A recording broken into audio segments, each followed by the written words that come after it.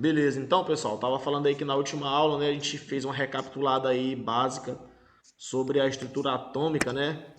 Que o átomo é formado por um núcleo. Nesse núcleo ele tem partículas positivas e negativas, né? E essas partículas elas formam aí maior parte da massa do átomo. E ao redor do átomo a gente tem aí, né, umas camadas, né, camadas eletrônicas. Como o próprio nome diz, ela é formada por elétrons, né? E esses elétrons têm massa muito pequena, tá? Então, boa parte do peso de um átomo é formado por conta do núcleo, tá? E a gente viu também aí a interação, né, entre esses átomos, tá? Quais são os tipos de ligações que existem. Os três tipos básicos aí são a ligação metálica, né? Que a gente estudou aí que os metais possuem bastante elétrons livres, né? E esses elétrons livres aí são responsáveis pela a condução de eletricidade, né, nos metais. A gente viu também aí, pessoal, a ligação covalente, tá? Que é uma ligação onde existe aí uma troca, né, de elétrons para que dois elementos químicos, né, eles possam estar entrando em estado de equilíbrio eletrônico, tá bom? Isso daí tá tudo na aula passada que eu vou disponibilizar para vocês. E a gente viu a ligação iônica, onde existe uma troca, né? No caso, eu tenho dois elementos químicos que um fornece um elétron para o outro, e aí nessa troca acaba que um fica, digamos, carregado positivamente e o outro fica carregado negativamente, né?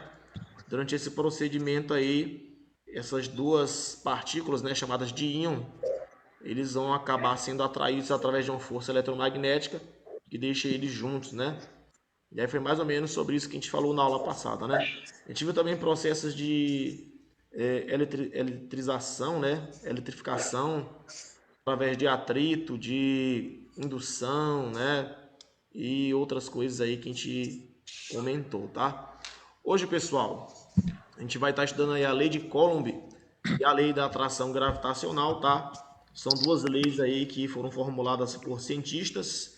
Primeiro, como o próprio nome diz, é o cientista chamado Coulomb, tá? E a lei da atração gravitacional foi formulada por Newton, tá? Por que que a gente vai ver essas leis aí, pessoal? É porque justamente essas leis elas conseguem descrever o comportamento, né, de atração entre partículas que estão carregadas, tá?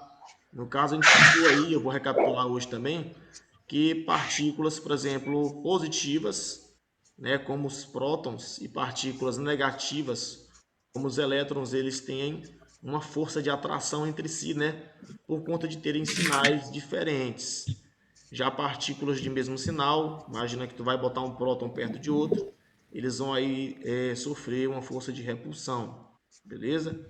E toda partícula de sinal igual vai ter essa força de repulsão. Então, resumindo aqui, pessoal, tá? Bora para frente aqui. Eu vou descrever alguns conceitos que a gente viu na última aula aqui rapidinho, tá? Ele fala aí, pessoal, sobre a força de interação elétrica de uma partícula com outras partículas depende da carga elétrica, em geral representada pela letra Q, né? A gente vai ver que essa letra aqui aí é a chamada de carga elementar, tá? O próton e o elétron, né, que são essas partículas aí, positivas e negativas, eles têm a mesma carga elementar, porém só muda o sinal, tá? Um vai ser positivo e o outro vai ser negativo, tá bom? E aí ele tá falando aí, né, que pode ser positivo ou negativo. Partículas com cargas de mesmo sinal se repelem e partículas com cargas de sinais opostos se atraem, tá bom? Então aqui na ilustração, o que ele está mostrando para a gente? Eu tenho aqui um próton e um elétron, por exemplo, né?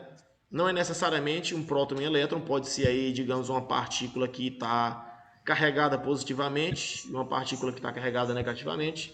Mas vamos botar como exemplo aqui que seja um próton e elétron, né? Eles têm a tendência, né, de como terem sinais opostos, eles vão se atrair, né? Beleza? Já no caso de partículas de mesmo sinal, a gente observa que tem uma força de repulsão, né? Elas tendem a se afastar umas das outras, tá? Tanto para positivo quanto para negativo, beleza? Isso aí foi um dos conceitos que a gente trabalhou na última aula, tá?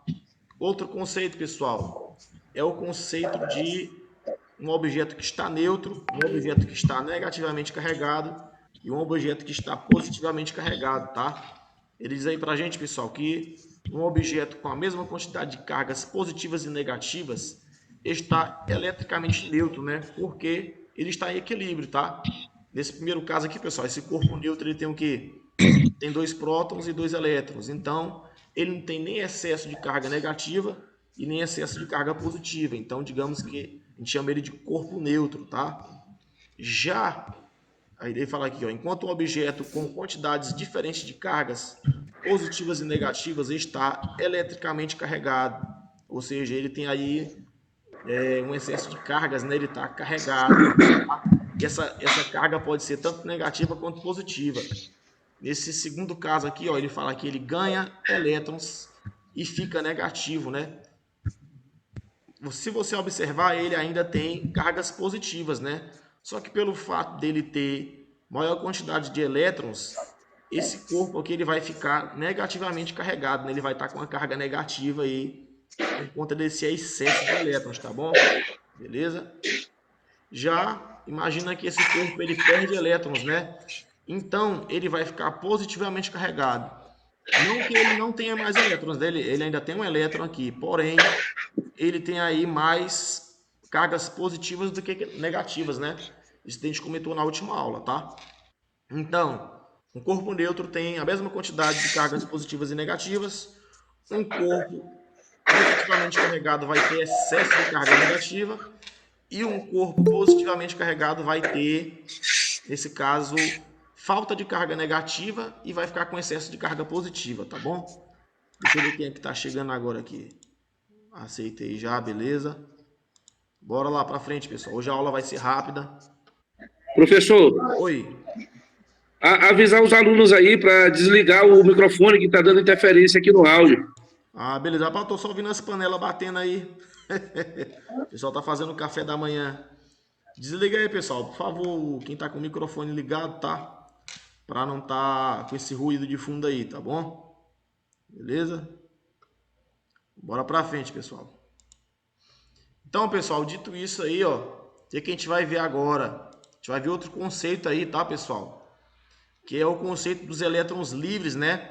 E como é que esses elétrons livres se comportam quando a gente passa por eles aí uma tensão, né? Eu já vou começar a entrar, vou começar a abordar o conceito de tensão, tá? Vai ficar bem claro para vocês o que é corrente e o que é tensão, tá? A partir desse diagrama bem aqui. E falar aqui, pessoal, que materiais condutores são materiais que possuem um número significativo de elétrons livres, né? A gente viu aí que, principalmente nos metais, existe um tipo de ligação chamado de ligação metálica, que está representado aqui, tá, ó, nesse diagrama, onde existe a presença de elétrons que vão estar em excesso, né, nesse corpo. Então, esses elétrons que estão em excesso, eles se tornam elétrons livres, né? Eles não têm uma posição fixa, eles ficam vagando ali nesse mar de partículas positivas, tá? E é justamente esses elétrons livres que permitem, né, que os materiais condutores, como os metais, possam, né, tá transmitindo eletricidade, tá bom? Ele fala aí também, ó, que materiais isolantes são materiais que não possuem um número significativo de elétrons livres, tá? O que são materiais isolantes? Exemplo aí, materiais cerâmicos, concreto, tijolo, telha. Aí vem os materiais poliméricos, né, que são os plásticos, tá? De forma geral, tá bom? São materiais que não vão ter essa característica de ter elétrons livres. Por quê? Porque os elétrons livres são uma característica especial dos metais, tá? Tranquilo? E o que acontece, pessoal? Quando a gente tem aí, imagina que a gente tem um pedaço aqui de um fio, né, metálico, e eu tenho alguns elétrons livres vagando aí nesse metal, tá? Quando a gente não tem a presença de uma corrente elétrica, tá? O que é a corrente elétrica? Eu vou explicar mais para frente que a corrente nada mais é do que a quantidade de cargas aqui, ó, negativas que vão transitar aqui, nesse exemplo, um fio, né? Ao longo do tempo, tá? É uma taxa, tá? A corrente elétrica é uma taxa. Ela é o quê? Carga dividida pelo tempo. Quando eu falo de taxa, eu estou falando de divisão, tá bom? Então, corrente elétrica nada mais é do que a quantidade de cargas que passam ao longo de um intervalo de tempo em um condutor, beleza? Vocês observam aqui que nesse primeiro caso, ó, ele tem o que? Representação de um fio condutor e seus elétrons livres em direção aleatória. Por que eles estão em direção aleatória? Porque não tem a passagem de nenhuma corrente elétrica aqui, tá? Já aqui embaixo, pessoal, ele pegou esse mesmo material aqui com elétrons livres e ligou em uma bateria, tá? A bateria é o quê? Uma fonte geradora de tensão, tá? O que é uma fonte geradora de tensão? É uma fonte, né, no caso, que vai ter dois polos aí, um polo positivo e um polo negativo. E essa tensão, pessoal, é a mesma coisa que diferença de potencial, vai forçar que essas cargas aí negativas, elas se alinhem em uma direção, tá? Vai começar a existir um fluxo aí de passagem de elétrons, né? E esse fluxo, essa movimentação de elétrons, nada mais é do que a corrente elétrica, tá bom? E qual é o fluxo natural com que esses elétrons vão se movimentar? A gente viu aí, né, que cargas de sinais opostos, elas se repelem, e de cargas de mesmo sinal se repelem, e cargas de sinal oposto, elas se atraem, né? Deixa eu ver quem está chegando aqui, é Luiz. Então, pessoal, se aqui a bateria tem um polo negativo e tem um polo positivo, qual vai ser o sentido em que esses elétrons eles vão estar transitando? A gente vai ver que o polo negativo vai repelir essas cargas negativas, né, os elétrons, e eles vão se direcionar, ó, tá vendo que tem a setinha aqui, né, ó? Deixa eu dar um zoom. Eles vão ser direcionados para o polo positivo, porque eles estão sendo atraídos, né? Sinais diferentes, então tem uma atração aqui, tá? E aí fica nesse ciclo infinito aí dessa corrente saindo do polo negativo, sendo repelido, né, os elétrons pelo polo negativo e sendo atraído pelo polo positivo, tá? É assim que acontece a movimentação da corrente elétrica, tá bom? Qualquer circuito que a gente vai estudar, isso aí vai ser a convenção, é o sentido real de movimentação de um elétron dentro de um circuito, beleza? A gente vai precisar disso aí lá na frente quando a gente for estudar a lei de Kirchhoff, né, que é uma lei que trata do comportamento de tensão e resistência em um circuito. A gente vai precisar disso quando a gente for estudar também sistemas de resistores em série e em paralelo, que já vai ser mais um pouquinho mais para frente, beleza? Então não esqueçam disso aí, tá? O sentido em que a corrente transita é do polo negativo para o polo positivo, porque o polo negativo vai repelir os elétrons e eles vão estar sendo atraídos aí pelo polo positivo, ok? Alguma dúvida aí, pessoal? Tranquilo, né? Então, pessoal, em cima disso aí que eu mostrei para vocês, a gente vai ter o seguinte conceito, tá? O que é corrente elétrica, tá?